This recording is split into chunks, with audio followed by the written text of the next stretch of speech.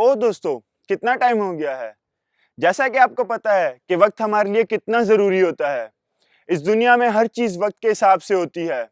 اس دنیا میں سورج اپنے وقت پر نکلتا ہے اور اپنے وقت پر ہی غروب ہوتا ہے۔ اسی طرح یسوع مسیح کی زندگی میں بھی بہت سے امپورٹنٹ لمحات تھے جس کے بارے میں ہم ان کے شاگردوں سے سیکھ سکتے ہیں کہ کیسے یسوع مسیح کی زندگی میں کیا کیا، کس وقت پر ہوا۔ وہ سب خدا کی طرف سے ان کے لیے پلان تھا۔ آئیے دیکھتے ہیں۔ یسوع اپنے 12 شاگردوں کو اپنے پاس بلا کر اور انہیں بدروحوں پر اختیار دے کر دو دو کر کے بھیجنے لگے۔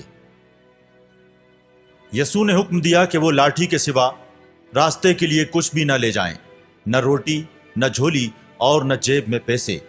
وہ پیروں میں چپل تو پہنے لیکن 2 کرتے نہیں پہنے۔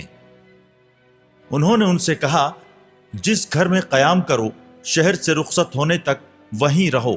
اگر کسی مقام پر لوگ تمہارا استقبال نہ کریں اور تمہاری باتیں نہ سنیں تو وہاں سے نکلنے پر انہیں خبردار کرنے کے لیے اپنے پیروں کی دھول جھاڑ دو۔ وہ چلے گئے۔ انہوں نے لوگوں کو توبہ کا حکم دیا، بہت سی بدروحوں کو نکالا اور بہت سے بیماروں پر تیل لگا کر انہیں صحت یاب کیا۔